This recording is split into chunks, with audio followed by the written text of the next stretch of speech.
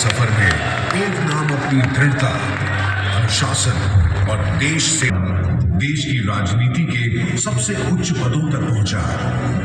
भारत के सबसे बड़े राज्य के मुख्यमंत्री से लेकर 2 बार भारतीय जनता पार्टी के राष्ट्रीय अध्यक्ष और आज भारत के रक्षा मंत्री के रूप में हर जिम्मेदारी को उन्होंने गर्व और दृढ़ता के साथ निभाया है। आत्मनिर्भर भारत को नई दिशा दी, हमारी सेनाओं को आधुनिकीकरण की शक्ति दी और दुनिया भर में भारत की ताकत को मजबूत बनाया। युवाओं को आगे बढ़ाने से लेकर सेना के हर सिपाही के साथ खड़े रहने तक श्री राजनाथ सिंह हैं विकास, साहस और विश्वास का प्रतीक। आज जीतो कनेक्ट 2025 में मुख्य अतिथि के रूप में हम स्वागत करते हैं एक ऐसे नेता का जो प्रगति को उद्देश्य के साथ और सेवा के साथ जीते हैं। श्री राजनाथ सिंह भारत की शान, भारत का गौरव और हर नए कल के लिए एक सच्ची प्रेरणा। भारत की शान तो आप लोग हैं।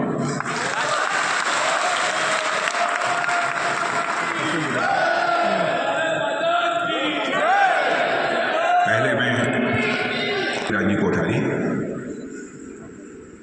शीर्ष अध्यक्ष श्री विजय भंडारी जी और भारत सरकार के बहुत ही dynamic minister Shri G Kishan ji Reddy, first time जिनको मैंने बोलते हुए सुना है ऐसे dynamic leader Shri Shridhar Babu ji IT minister Telangana, और हम सबके आदर के योग्य जिन्होंने अपनी पहचान बनाई है और भारत का मस्तक ऊंचा किया है, ऐसे श्रद्धेय योग गुरु बाबा रामदेव जी, श्री हिमांशु शाह जी, श्री कमलेश जी सुजेतिया, श्री नरेंद्र जी श्रीमल, श्री ललित दांगी, श्री गौतम शहलोत जी, श्री मोतीलाल जी ओसवाल, पूर्व राज्यसभा सदस्य, देवियों व सज्जनों, जय जिनेन्द्र। आज इस गरिमामय अवसर पर जैन इंटरनेशनल ऑर्गेनाइजेशन के इस भव्य सम्मेलन में आप सब अपने कार्यों से देश के जन जन का विश्वास और जन जन का अपने हृदय भी जीता है। मुझे आपकी संस्था का मोटो यह भी बहुत आकर्षक लग रहा है, लर्न, अर्न एंड रिटर्न, यानी सीखो, कमाओ और पुनः समाज को वापस आओ। एजुकेशन, हेल्थ, एंटरप्रेन्योरशिप, वीमेन और यूथ एम्पावरमेंट और साथ ही साथ इनोवेशन, एम्प्लॉयमेंट जनरेशन और माइनॉरिटीज के वेलफेयर जैसे अनेक क्षेत्रों में आपने बहुत ही रिमार्केबल काम किए हैं। मैं अच्छी तरह जानता हूँ, लंबे समय से जैन समाज से मेरा बहुत ही नजदीकी रिश्ता रहा है और लगभग 20-25 वर्षों से लगातार मैं जैन समाज के कार्यक्रमों में जा रहा हूँ। साथियों, मुझे लगता है कि यह केवल किसी संगठन की अचीवमेंट नहीं है, बल्कि यह जैन समाज की फिलॉसफी है। उस फिलॉसफी का यह प्रमाण है जो भारत की संस्कृति में, भारत के कल्चर में यह रचा बसा हुआ है। साथियों, जैन समाज का जो इतिहास है वह अपने आप में भारत की आध्यात्मिक और सांस्कृतिक यात्रा का एक अमूल्य अध्याय है।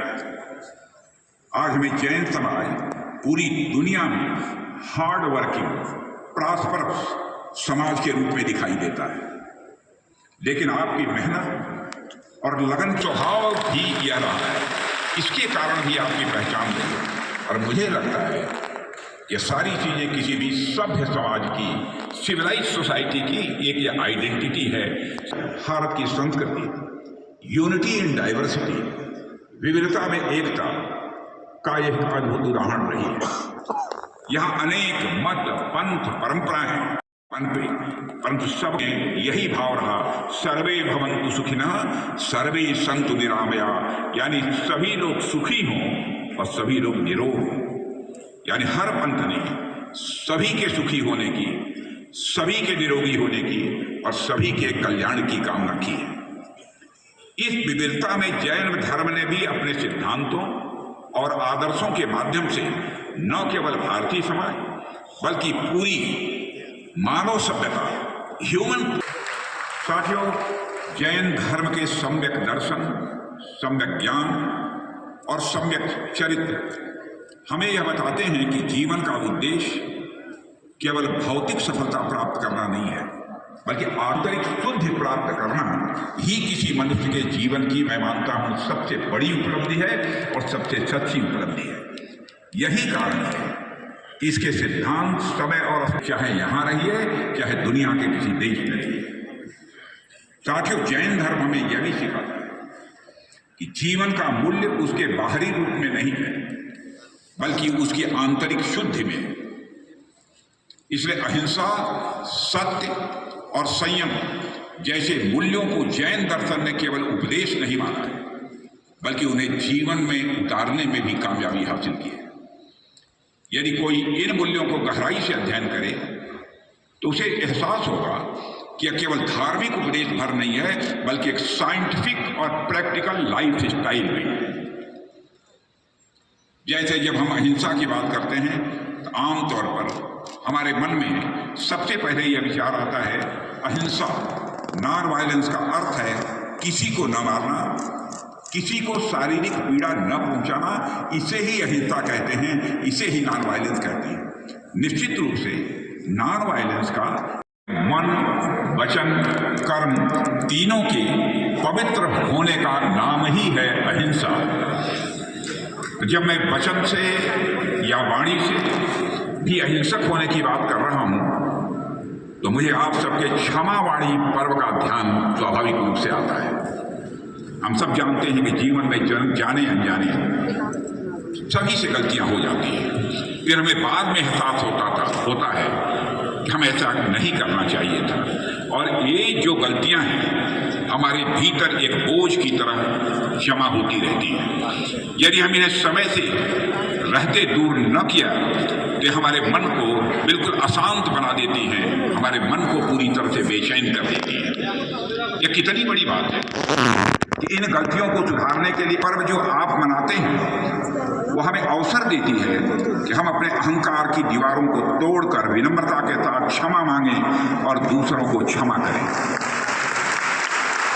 अक्सर लोग मानते हैं कि क्षमा मांगना या दूसरों को यह कमजोरी का संकेत है, लेकिन मित्रों ऐसा नहीं। जैन धर्म हमको सिखाता है कि क्षमा याचना वास्तव में आत्मबल का सबसे बड़ा प्रमाण है,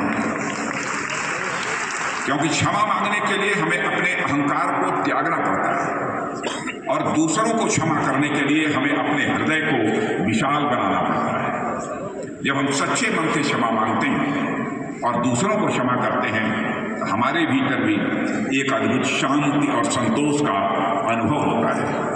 साथियों, आज जब पूरी दुनिया पर्यावरण संरक्षण की बात कर रही है, जब पूरी दुनिया में कंज्यूमरिज्म यानी का गहरा संदेश, आप खुद अपने आसपास देखिए कि आज जिसने defence research and development organisation के गठन को एक बेस दिया था, उसको एक आधार प्रदान किया और DRDO के कई यहाँ पर सेंटर्स हैदराबाद में भी यहाँ पर काम कर रहे हैं। और बाद में सलाहकार पद से, एडवाइजर पद से रिटायर होने के बाद कोठारी जी ने 1962 में फिर से दिल्ली विश्वविद्यालय में वो पढ़ाने आ गए थे। जब डिफेंस मिनिस्ट्री ने उनसे इस पद पर बने रहने का, पूरी जिंदगी तक बने रहने का आग्रह किया था, तब वे अगले लगभग 10 साल तक ऑनरेरी साइंटिफिक एडवाइजर के रूप में काम करते रहे और केवल प्रतिमाह 1 रुपया को वेतन देते थे। यह सैक्रिफाइस, यह अपने कंट्री के प्रति कमिटमेंट ये जैन समाज में देखने को मिलता है। इंडियन स्पेस प्रोग्राम के जनक, इंडियन स्पेस प्रोग्राम के जो फादर माने जाते हैं डॉक्टर विक्रम साराभाई भी जैन समाज से ही आते हैं मेरे मित्रों। प्रसिद्ध विद्वान और भारतविद, शिक्षा शास्त्री, एजुकेशनिस्ट, राइटर, स्वतंत्रता संग्राम सेनानी डॉक्टर जगदीश चंद्र जैन भी जैन समाज से ही आते हैं। और माने जाने हिस्टोरियन डॉक्टर मीनाक्षी जैन ने ये भी भारतीय सभ्यता की महानता को उजागर करने के लिए रिमार्केबल काम किया है। और मैं चाहूंगा कि इनके जो भी लाइफ हिस्ट्री है उठाकर आपको पढ़नी चाहिए। उनका हाल ही में, यह भी बताना चाहता हूं, उनका हाल ही में राज्यसभा के लिए उनको नॉमिनेट किया गया है। यह हम सबके लिए गौरव का विषय है। इन सभी महानुभावों का काम इस बात का प्रमाण है मेरे मित्रों कि जैन धर्म creates waves that travel far beyond. Imagine when many drops become an ocean. Together, we are stronger than any obstacle. Like the guardians of our nation, shoulder to shoulder, heart to heart. The shines. Alone we flutter, but together